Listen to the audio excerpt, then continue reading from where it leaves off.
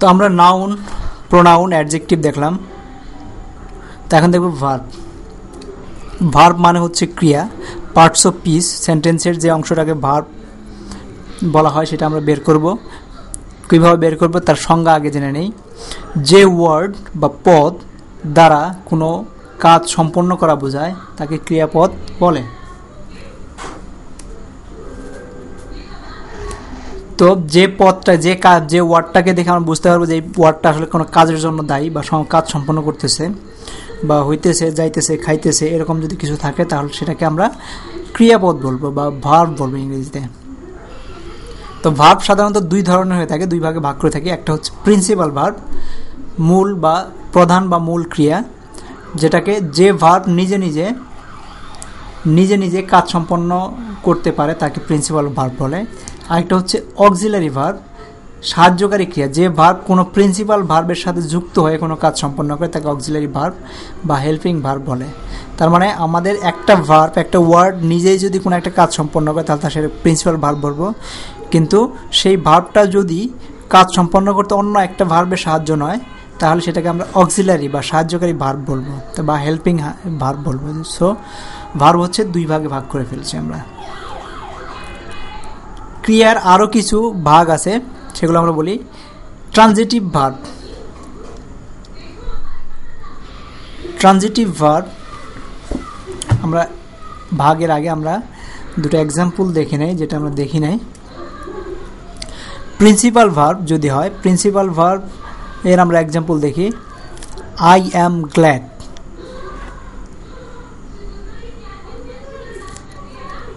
এখানে বলতে পারি আই অ্যাম গ্ল্যাড। অ্যামটা হচ্ছে ভার্ব, যে আই অ্যাম আমি হই, অ্যামটা হচ্ছে ভার্ব, সেটাকে আমরা প্রিন্সিপাল ভার্ব বলি। আর অক্সিলারি ভার্ব, নাও এখানে যদি আবার বলি এই অ্যামটা আবার অক্সিলারি ভার্ব হয় কখন, আই এখান থেকে, এর সাথে আর কোনো ভার্ব নাই, সেই একাই কাজটা সম্পন্ন করে ফেলেছে।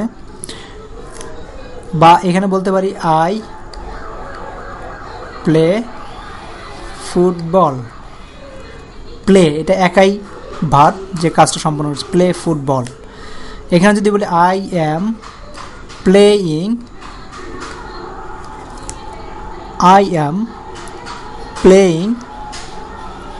ফুটবল।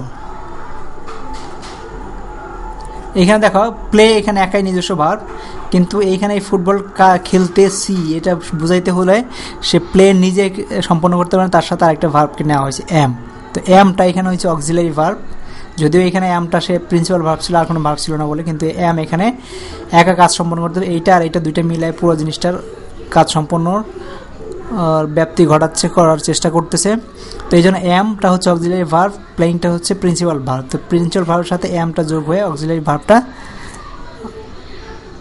সাহায্য করতেছে একটা কাজ সম্পন্ন করার জন্য। তো ক্রিয়ার অন্যান্য যেসব প্রকারভেদগুলো রয়েছে সেটা হচ্ছে ট্রানজিটিভ ভার্ব, সকর্মক ক্রিয়া। যে ভার্বের কাজ সাবজেক্টের মধ্যে সীমাবদ্ধ না থাকিয়া অন্য ওয়ার্ডের সাহায্য ছাড়া অর্থ সম্পন্ন করিতে পারে না তাকে ট্রানজিটিভ ভার্ব বলে।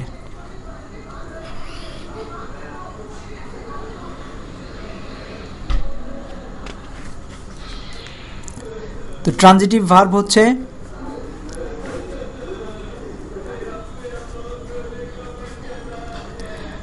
যে ভার্বের কাজ সাবজেক্টের মধ্যে সীমাবদ্ধ না থাকিয়া অন্য ওয়ার্ডের সাহায্য ছাড়া অর্থ সম্পন্ন করিতে পারে না তাকে ট্রানজিটিভ ভার্ব বলে। যেমন আই ড্রিঙ্ক টি। এখানে হচ্ছে আই ড্রিঙ্ক, সে ড্রিঙ্কটা এইটা কিন্তু কাজ সম্পন্ন হয় না, সম্পন্ন করতে পারে না। কিন্তু আই ড্রিঙ্ক এটা আমাদের যে সেন্টেন্সের যে কথা ছিল যে পরিষ্কার অর্থ, তার মানে হচ্ছে আকাঙ্ক্ষা মেটাবে। যেমন আই ড্রিঙ্ক, আমি কি পান করি সেটা কিন্তু বলতেছে না, এখানে বলতে হবে I drink tea.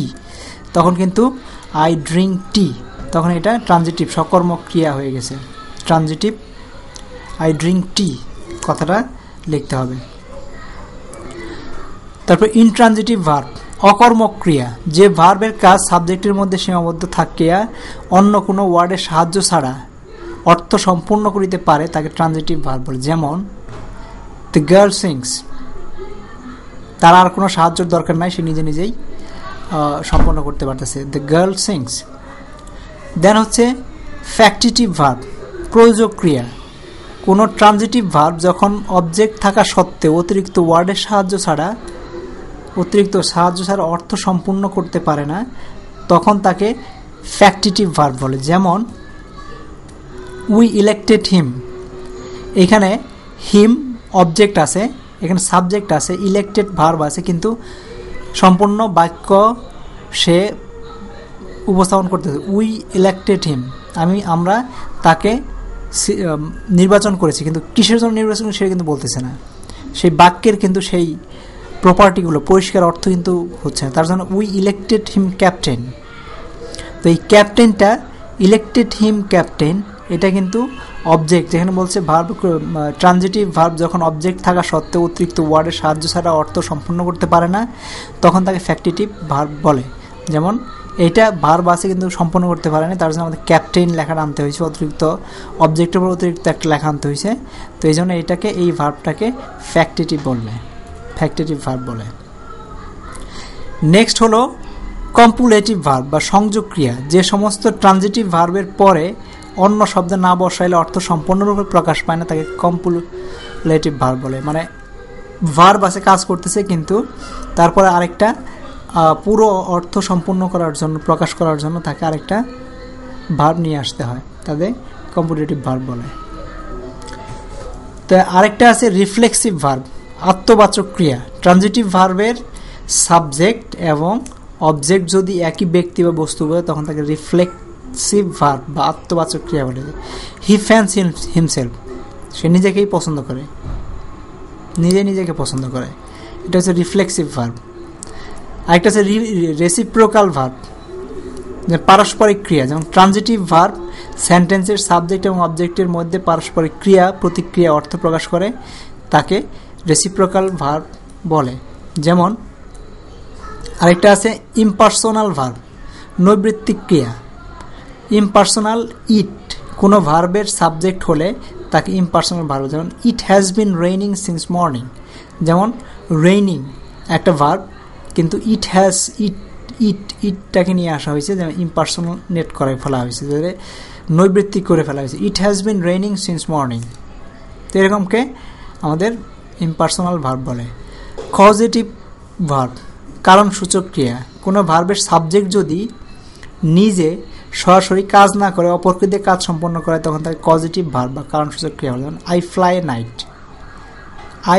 A night, আমি একটা ঘুড়ি উড়াই, কিন্তু ঘুড়িটা উড়াচ্ছে কে? অন্য কেউ উড়াচ্ছে।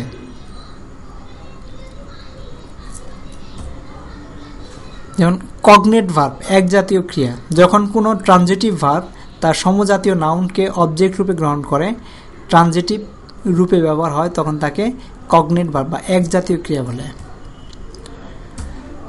তো এই ছিল আমাদের আজকের ভিডিও ভার্ব সম্পর্কে। So thank you very much. প্রশ্ন থাকলে অবশ্যই আমাদেরকে জানাবে।